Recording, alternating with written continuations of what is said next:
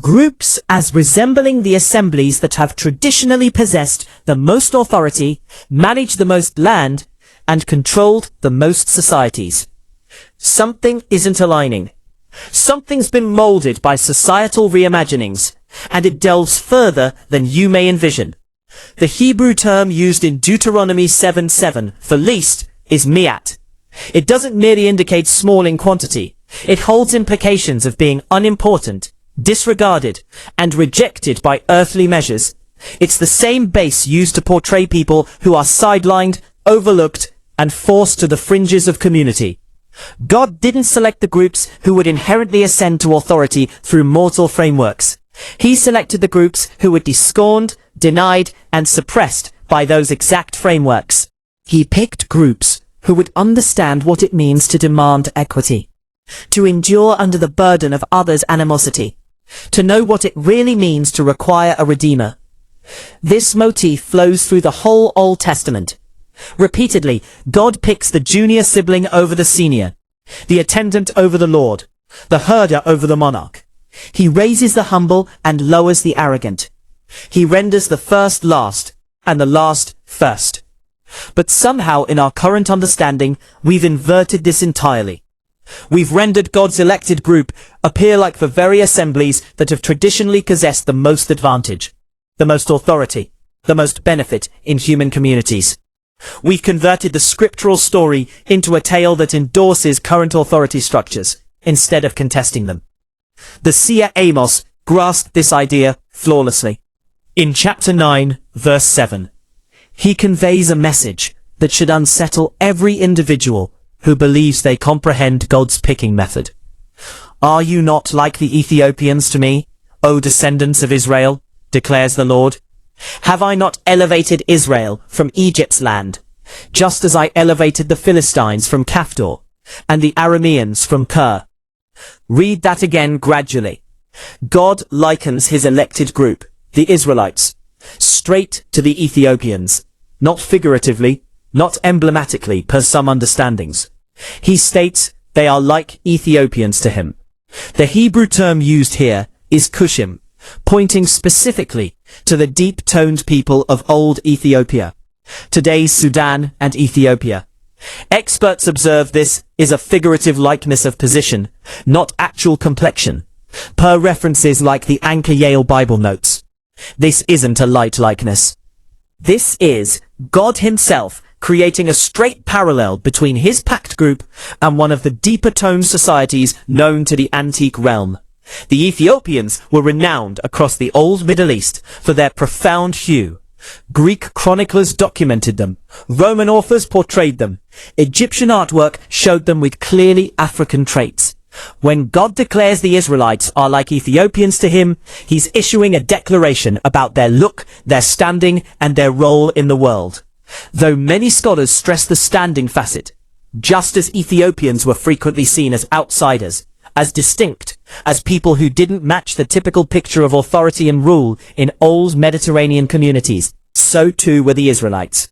This likeness gains more strength when you grasp the past setting. Amos was foretelling in a period when Israel had grown wealthy and haughty. They had begun to view themselves as better than other countries. They had started to think that their pact with God rendered them naturally superior to all others. But God, via Amos, recalls their genuine selfhood. You are like Ethiopians to me. You are not the ruling force. You are not the majority. You are not the ones who get to disdain others. You are the ones who have been raised by my mercy. Just like I have raised other suppressed groups through history. The message is evident.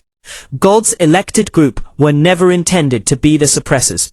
They were intended to relate with the suppressed. They were never intended to be the ruling majority.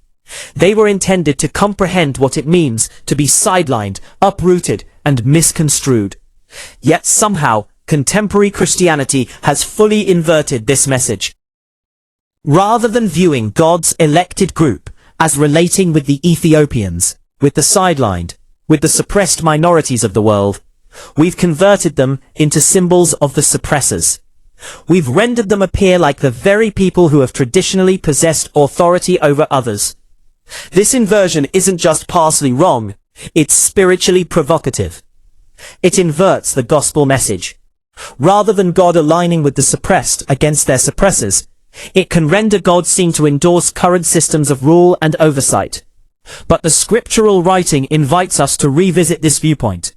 It continually directs us back to the accuracy, regardless of how uneasy that accuracy might make us feel. In the book of Jeremiah 14, we discover another segment of this enigma that most have never viewed distinctly. Judah grieves and her entrances weaken. They are black to the earth, and Jerusalem's lament rises. The Hebrew term rendered as black here is kadar, which means to be shadowy, to grieve, to be darkened. Now most analysts clarify this as symbolic. They claim it's merely discussing the shadow of grief, the divine state of the group. But the Hebrew tongue is more precise than that. The word kadar doesn't merely indicate divinely shadowy. It points to real blackness, to the type of shadow you can observe with your sight. Though in setting, it frequently depicts hardship.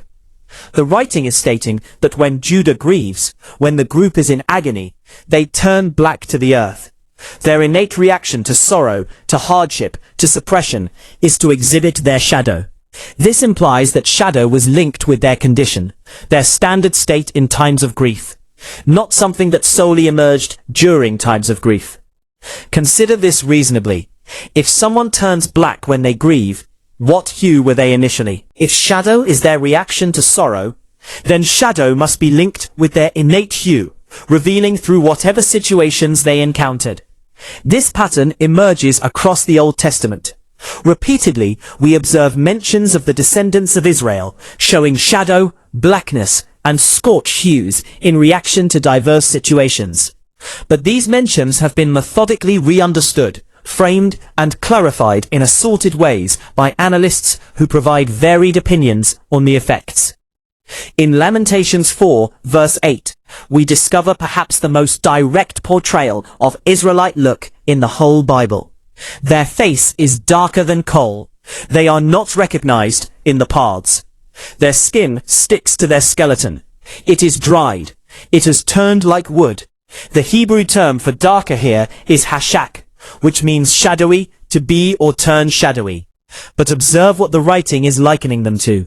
Not merely black, but darker than coal. This isn't symbolic tongue in some opinions, but a straight bodily portrayal of how these people appeared during starvation. Per expert notes, like those in the New International Commentary, the verse proceeds to state, "They are not known in the streets." Why? Because their look had altered, because they appeared different than anticipated, or because their real look was ultimately being disclosed after years of being concealed or masked. The phrase "their skin sticks to their skeleton" implies people who had been robbed, famished, diminished to their most fundamental bodily look. When you remove all the outer adornments, all the contrived improvements, all the societal alterations, what's remaining? Their innate skin hue, their genuine ethnic selfhood, their true hereditary legacy. And that true legacy, per some scriptural understandings, was black, darker than coal, shadowy enough that it would be instantly apparent, instantly identifiable, instantly meaningful to anyone who observed them. But here's where it becomes truly fascinating. The writing states they are not known in the streets. In Hebrew, the term for known is nakar, which means to identify, to admit, to recognize. These people were no longer being identified or admitted for who they truly were. This resembles what occurs when someone's real selfhood has been remolded, adjusted, or substituted with a differing image. People cease identifying the actual version because they've grown used to the modified one. They cease admitting the genuine because they've been conditioned to embrace the traditional. For ages, the true portrayal of scriptural Israelites has not been completely identified in the paths. People pass their heirs daily without identifying them. They observe their traits in galleries, in films, in excavation revelations. But they don't connect because they've been trained to seek something entirely different. The leaders of Israel, per this same section in Lamentations, were cleaner than snow, brighter than milk, more rosy in form than gems. But then something occurred. Now their shape is darker than shadow. They are not identified in the paths. What altered? What changed these people from their initial condition to their present state? The writing implies they endured a phase of hardship, suppression, and uprooting that disclosed their real ethnic selfhood. The contrived brightness, the societal alterations, the outer symbols of advantage and authority were removed, leaving solely their genuine hereditary legacy. Their genuine legacy was black, so black that it demanded particular reference in the scriptural writing, so black that it became a key trait of their selfhood, so black that it labeled them as distinct, as other, as people who didn't match the typical anticipations of authority and advantage in old societies. This leads us to a vital query that most have never pondered. If the scriptural Israelites were truly deep-toned, if they resembled Ethiopians, if their innate look was shadowy enough to be likened to coal, then where did the white Jesus originate? Where did the European-appearing Moses come from? How did fair-haired, light-eyed scriptural figures become the norm portrayal of God's elected group? The response resides in one of the most methodical efforts of societal adoption in human past. It started during Christianity's early ages, sped up during the Middle Ages, and hit its height during European imperialism's era. It was a purposeful, planned attempt to remake scriptural figures in European likenesses, to shift the divine legacy of deep-toned groups to light-toned societies. This wasn't chance. This wasn't the organic outcome of creative understanding or societal conversion. This was a tactical effort crafted to bolster particular governmental and financial goals. Though art experts follow Jesus' portrayals from beardless Roman form to long-haired European in medieval works, if you could persuade people that God's elected group resembled Europeans, then you could defend European rule over other societies. If you could render Jesus seemed white, then you could assert holy approval for past prejudices and authority frameworks. The method included various stages of effect. First, the methodical re-understanding of main Hebrew and Greek words that portrayed bodily look. Second, the making of creative portrayals that slowly changed scriptural figures from Semitic to European traits. Third, the creation of religious understandings that abstracted any mentions to ethnic selfhood or bodily features. Over periods, these modified portrayals became so rooted in Christian society that people overlooked they were ever modified. They became the standard presumption, the uncontested rule, the measure against which all other understandings were judged. Anyone who proposed that scriptural figures might have appeared different was rejected as extreme, unconventional, or governmentally driven. But the Hebrew writing never altered. The initial documents never backed these European understandings. The excavation proof never confirmed these white portrayals. The DNA studies never verified these light-toned ideas. All the real proof directed in the contrary path, toward a deep-toned African-resembling society of scriptural Israelites. Ancient genetics from 22 Chalcolithic Israelites displays 50 to 60% Levantine heritage, with complexion genes suggesting olive shades, per research from Harvard Medical School. The Hebrew tongue itself keeps hints that have been concealed for ages. The term I, meaning Hebrew, derives from a base that implies traversing, moving through, being an outsider or alien. It suggests people who don't fit the ruling society, who are notable as distinct, who are instantly identifiable as outsiders in the old Middle East. What would render someone instantly identifiable as alien, as distinct, as not fitting the regional society? Their complexion, their ethnic traits, their hereditary legacy that labeled them as originating from elsewhere, as symbolizing a different descent, as bearing the blood of Abraham, Isaac, and Jacob. The founder Abraham himself was summoned to abandon his nation, his kin, his known environment, and travel to a territory where he would be an outsider. The Hebrew term for outsider here is g, which suggests someone whose look labels them as alien, whose ethnic selfhood distinguishes them from the regional society. Abraham's travel from Mesopotamia to Canaan wasn't merely locational. It was ethnic, societal, and hereditary. He was bearing a descent, a hereditary legacy, a bodily look that would render his heirs identifiable as his children for millennia. That legacy, per scriptural portrayals, included deep skin, African traits, and Ethiopian-resembling features. The pact vows to Abraham weren't merely divine, they were hereditary. God vowed to render his offspring as abundant as heaven's stars, as the shore's sand. He vowed that in Abraham's offspring, all earth's countries would be graced. This was a descent vow, a genetics pact, a hereditary legacy that would be transmitted via bodily generation. If Abraham's hereditary legacy included deep skin, then all his heirs would bear that identical hereditary data. Isaac would be deep-toned. Jacob would be deep-toned. Israel's 12 clans would be deep-toned. Jesus himself, as an heir of Abraham via David's line, would be deep-toned. This isn't guesswork. This isn't governmentally driven understanding. This is basic genetics, merged with scriptural lineage and past records. The proof all directs toward the same path, toward a deep-toned society of scriptural Israelites, who resemble nothing like the European portrayals that rule contemporary Christianity. But why is this significant?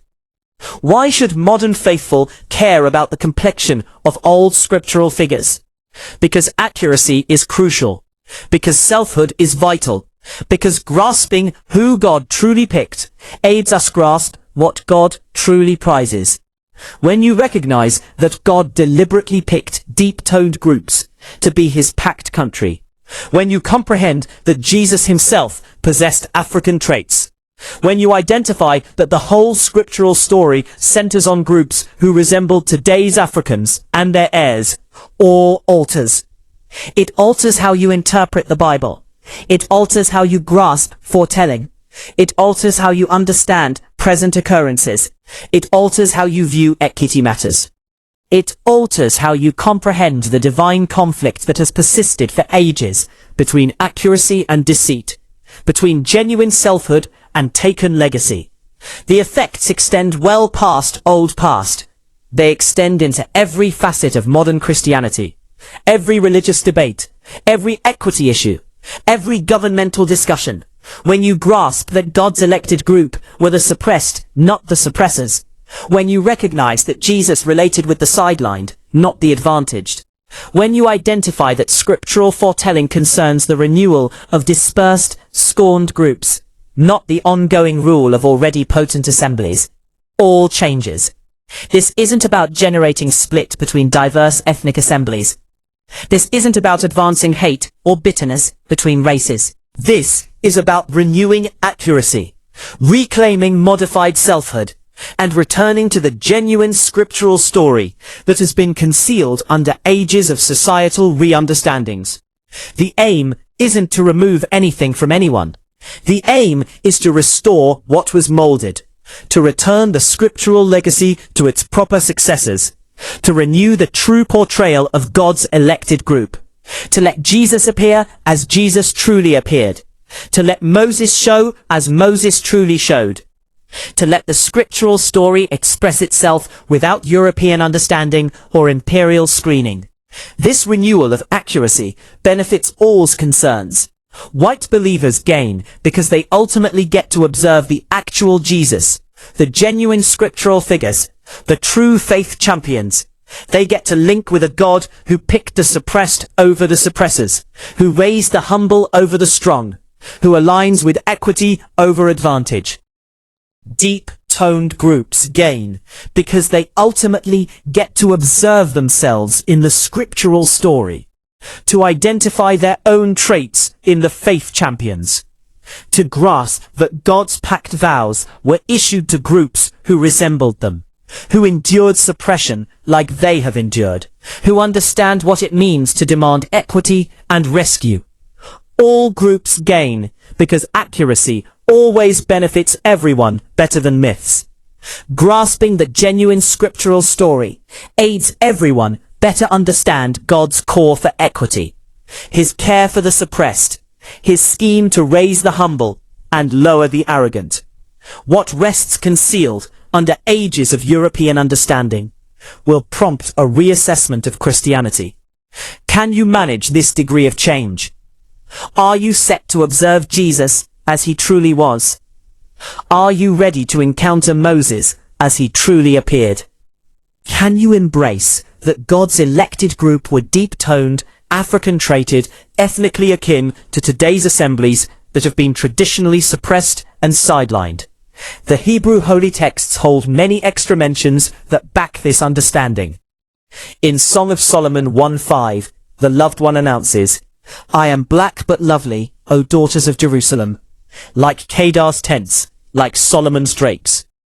The Hebrew term for black here is shahora, which means shadowy, dusky, or black-skinned. Some renditions attempt to milden this by translating it as shadowy or tanned, but the Hebrew is distinct. Many scholars understand this as sun-exposed skin, not innate blackness. Per the Tyndale Old Testament notes, the speaker is labeling herself as deep-toned, and she's doing so in a manner that implies this is her innate, beautiful, God-bestowed look. She's honoring it as part of her selfhood, as one of God's group. The likeness to Kedar's tents is especially meaningful. Kedar was an area in Arabia lived in by deep-toned groups.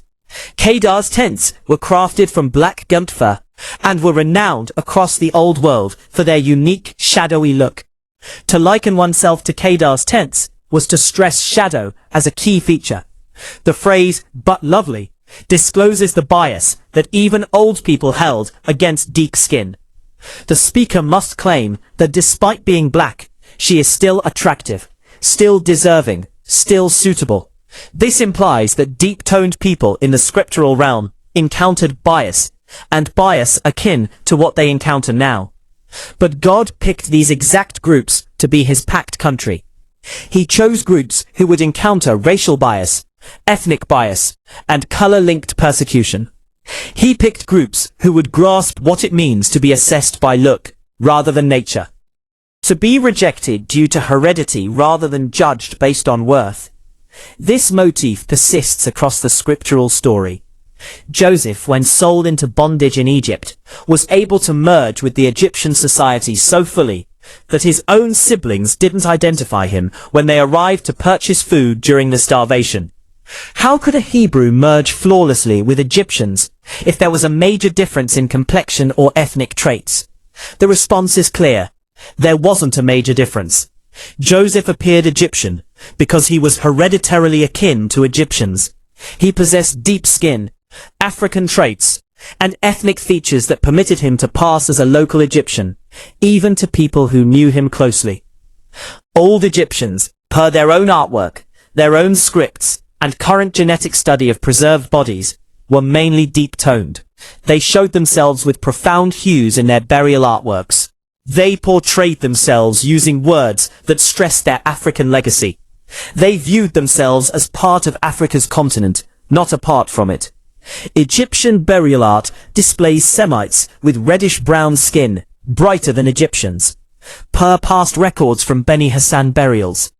If Joseph could pass as Egyptian, if Moses could be nurtured as Egyptian nobility, if the whole Israelite society could reside in Egypt for 400 years and only be notable by their faith practices rather than their bodily look, then the Israelites must have appeared very akin to Egyptians, and Egyptians appeared African.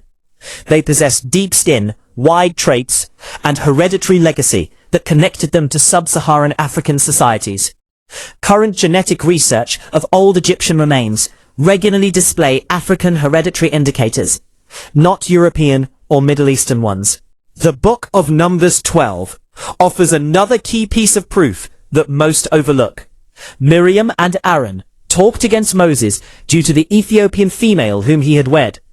The Hebrew term for Ethiopian here is Cushet, pointing specifically to a female from Cush's land, which included today's Sudan and Ethiopia. If Moses wed an Ethiopian female, and if this union was suitable to God, even though it sparked dispute among some Israelites, what does this inform us about Moses' own ethnic origin? If there had been a major difference in complexion or ethnic traits between Moses and his Ethiopian spouse, this would have been noted clearly in the writing. But the dispute wasn't about look. It was about clan selfhood, about wedding outside the pact community, about command dynamics in the Israelite encampment. The writing doesn't imply that Moses' Ethiopian spouse appeared different from other Israelite females. It implies that she originated from a different clan assembly, a different country selfhood. This suggests that Israelites and Ethiopians appeared akin enough that bodily look wasn't the problem. The problem was societal and faith-based, not racial or ethnic in terms of bodily traits. Moses could wed an Ethiopian female without making visual inconsistency, because Israelites and Ethiopians shared a kin hereditary legacy and bodily features. The seer Zephaniah, in chapter 3:10, talks of adorers arriving from past Ethiopia's rivers, from my disperses daughter. The Hebrew phrase bapsai points to God's scattered group. These scattered group are situated past Ethiopia's rivers in Africa's core. If God's group were scattered into Africa, if they established past the rivers of Ethiopia, if they created communities in Africa's heart, then they must have been able to merge with African societies. They must have shared akin bodily features, akin hereditary legacy, akin ethnic traits. You can't be scattered among groups who appear entirely different from you, and anticipate to endure, flourish, and keep your societal selfhood for millennia. You can only effectively merge into societies that share your fundamental hereditary features, while keeping your unique faith and societal practices.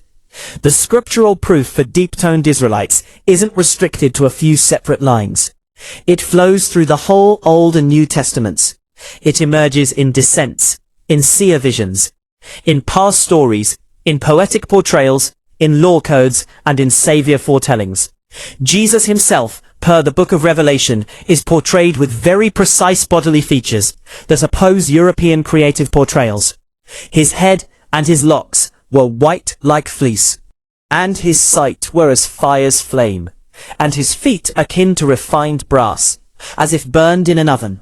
The portrayal of feet like refined brass that has been scorched in an oven is especially meaningful. Brass heated to high heats assumes a very shadowy, nearly black look. This isn't symbolic tongue.